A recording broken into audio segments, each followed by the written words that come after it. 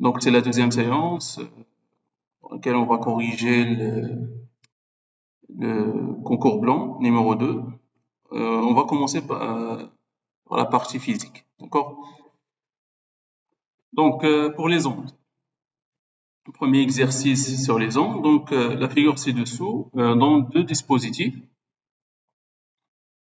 1 et 2 permettant d'étudier la propagation d'une onde à la surface de l'eau et la propagation du son dans l'air. Donc, pour le dispositif 1, concerne la propagation d'une onde mécanique dans l'eau et le deuxième, c'est pour une onde sonore. Donc, donc on va s'intéresser premièrement au dispositif 1. Donc, dans le dispositif 1, un vibreur produit une onde progressive sinusoïdale de fréquence N1. Une étude expérimentale a permis d'obtenir le document A représentant l'élongation d'un point M de la surface de l'eau en fonction du temps. Et le document B représentant l'aspect de la surface de l'eau à un instant T1. Donc on va donner la valeur de la fréquence N1 qui est égale à 10 Hz et la distance SM qui est égale à 10 cm.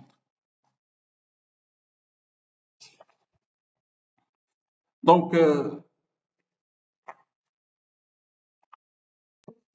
vous pouvez ici constater donc l'échelle.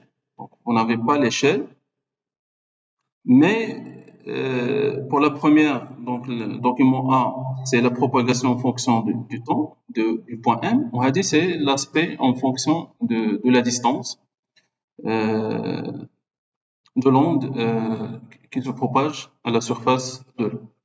Donc pour la première question, donc on cherche le T1, la valeur de T1. Donc c'est-à-dire T1, c'est l'instant de capture du document B, d'accord? C'est-à-dire l'instant de la prise de l'image du document B. L'astuce, c'est la distance parcourue par le front. Donc le front que vous avez ici, وشحال كتلقى في T1.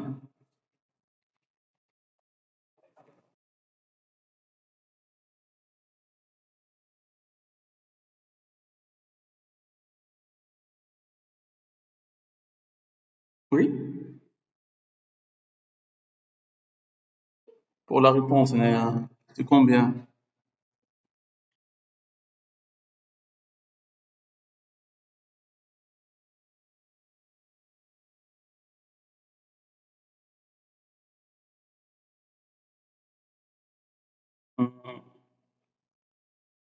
Ouais, oui, très bien. Donc, normalement, c'est la réponse C. C'est 0. Donc, l'astuce, c'est quoi? Donc, vous avez ici le front, donc c'est-à-dire l'onde, le front a parcouru cette distance-là. Cette distance, elle est égale à 2 lambda. C'est-à-dire, si vous voulez SF, elle est égale à 2 fois lambda. Et donc, normalement, la durée pour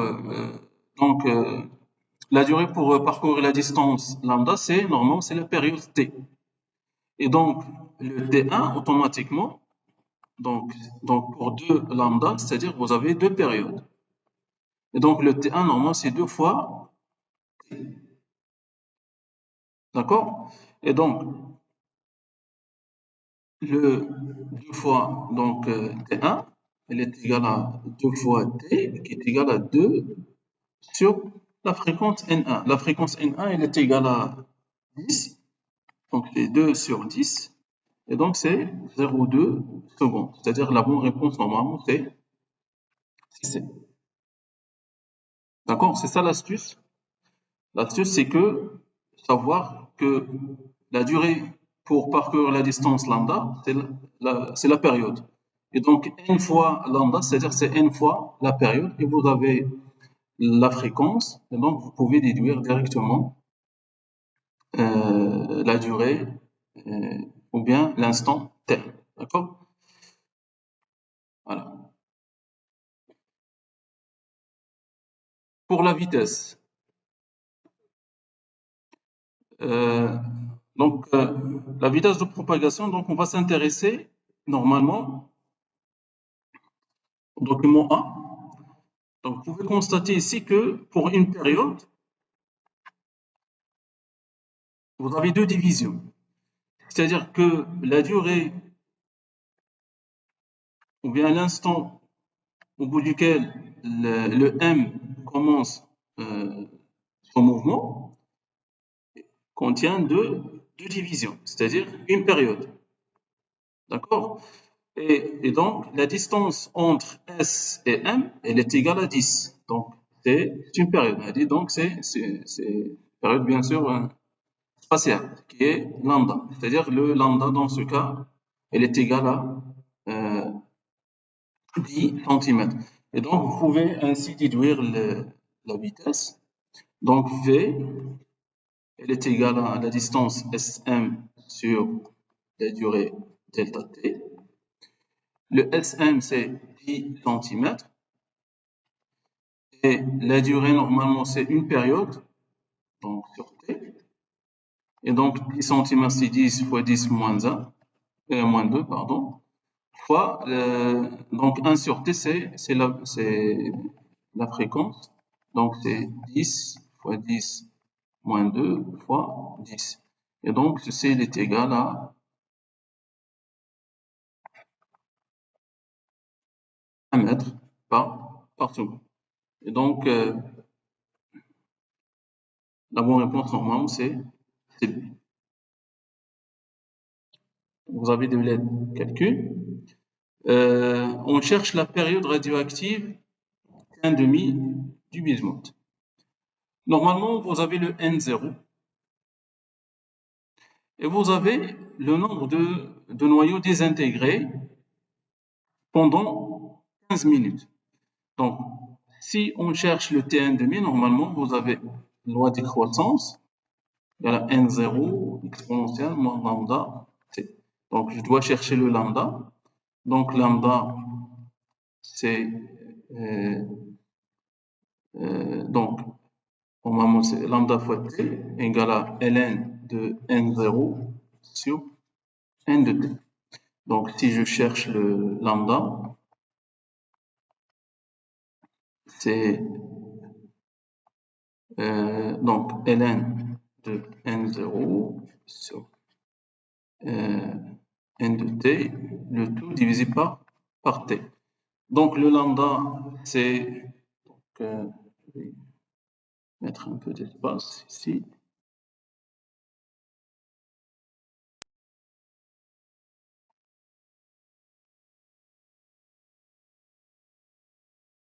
Ah.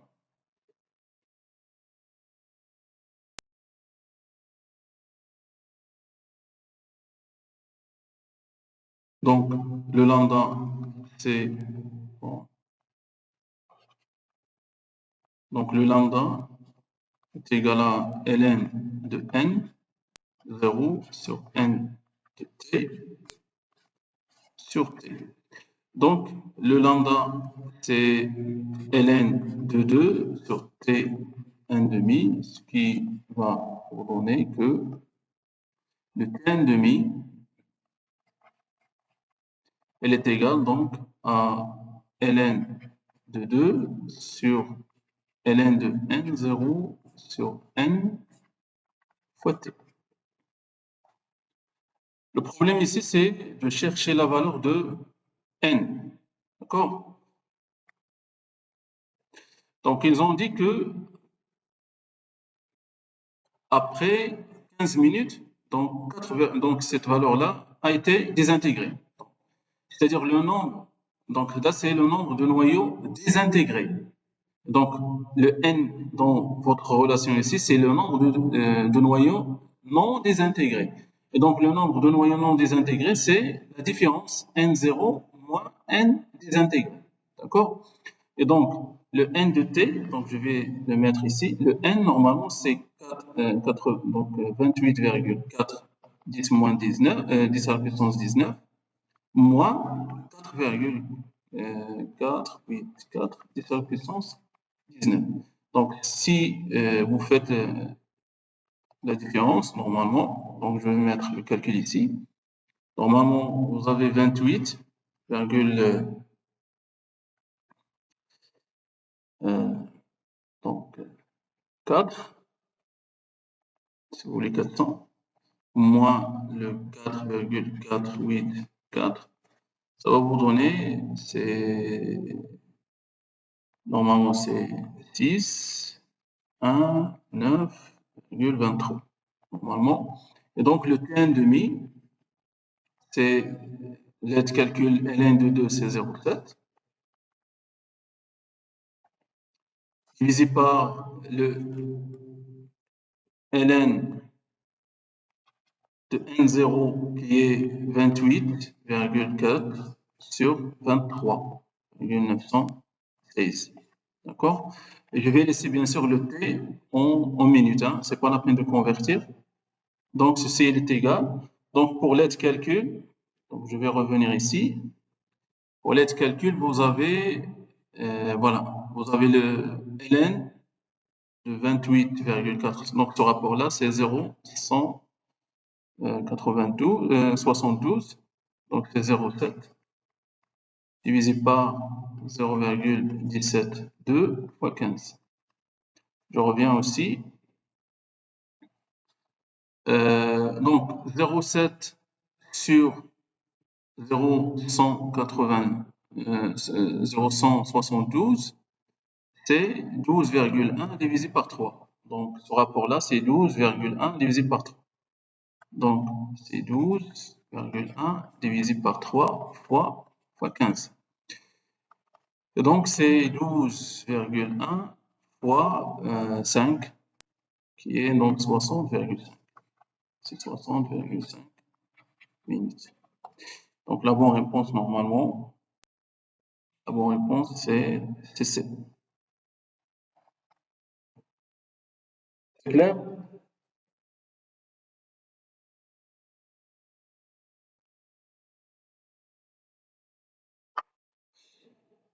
La partie électricité, donc on dispose d'un générateur réel qui peut être modélisé par l'association en série d'un générateur idéal de tension de force électromotrice E et d'un conducteur ohmique de résistance petit r. Pour déterminer les caractéristiques E et R de ce générateur, on réalise le circuit électrique schématisé sur la figure 1. Donc, voilà. Il comporte monté en série le générateur G, un condensateur de capacité C, initialement déchargé, et un conducteur ohmique de résistance R égale à 40 ohms, et bien sûr un interrupteur. Afin d'enregistrer simultanément l'évolution temporelle des tensions UAM, donc UAM c'est la tension en borne du condensateur, et UBM c'est la tension au borne du générateur G. D'accord? C'est-à-dire ça c'est un générateur réel. D'accord? Générateur réel, c'est-à-dire c'est composition d'un générateur idéal plus une résistance en série. On relie les entrées YA et YB d'un oscilloscope à mémoire numérique respectivement au point A et B du circuit, tandis que sa masse est reliée au point 1. Donc à l'instant t égale à 0, on ferme l'interrupteur, l'oscilloscope enregistre alors l'écho C1 et C2. C'est bon? Pour la question 8, on cherche à déterminer la valeur de l'intensité du courant I0 à l'instant t égale à 0. Donc, tu as trouvé combien, Khalid?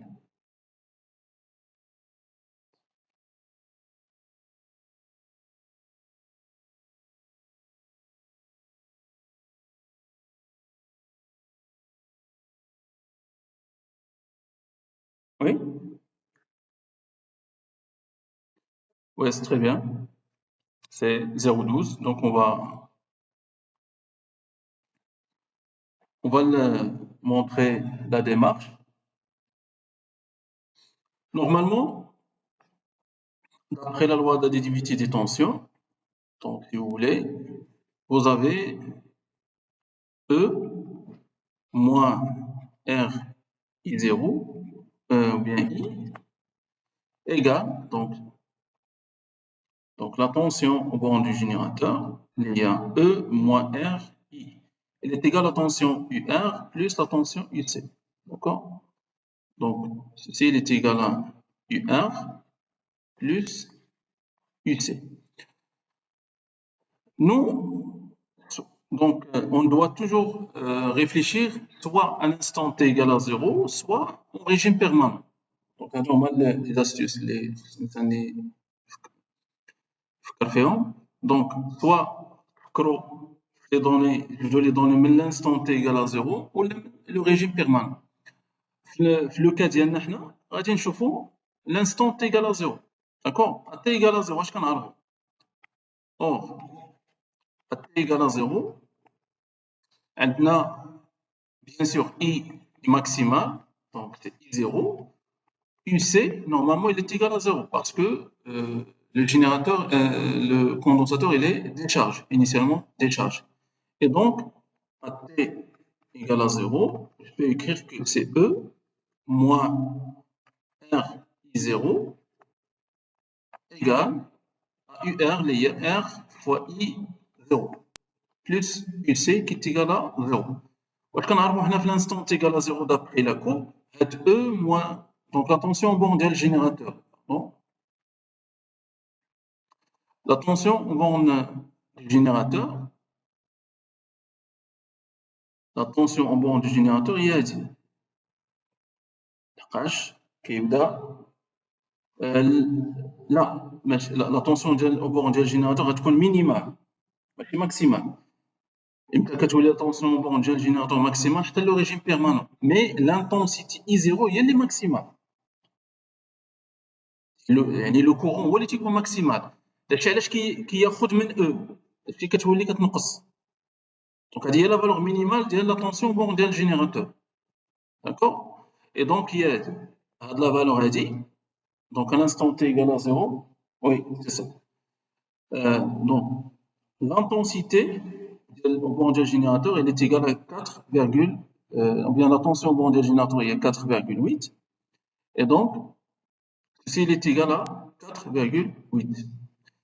Là, bien sûr, je ne peux pas utiliser la formule parce que E ou petit r sont deux inconnus.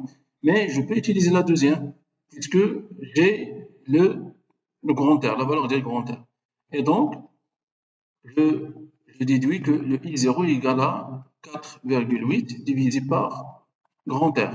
Le grand R, normalement, c'est 40. Donc, c'est 80 sur 40. Vous pouvez écrire si vous voulez donc développer, c'est 4 donc 4,8 divisé par 4 donc c'est 1,2 fois 10 moins 1 donc, parce que divisé par 10 donc c'est 0,12 ampères. D'accord? Donc la valeur de I0 c'est 0,12 ampères qui est la valeur juste.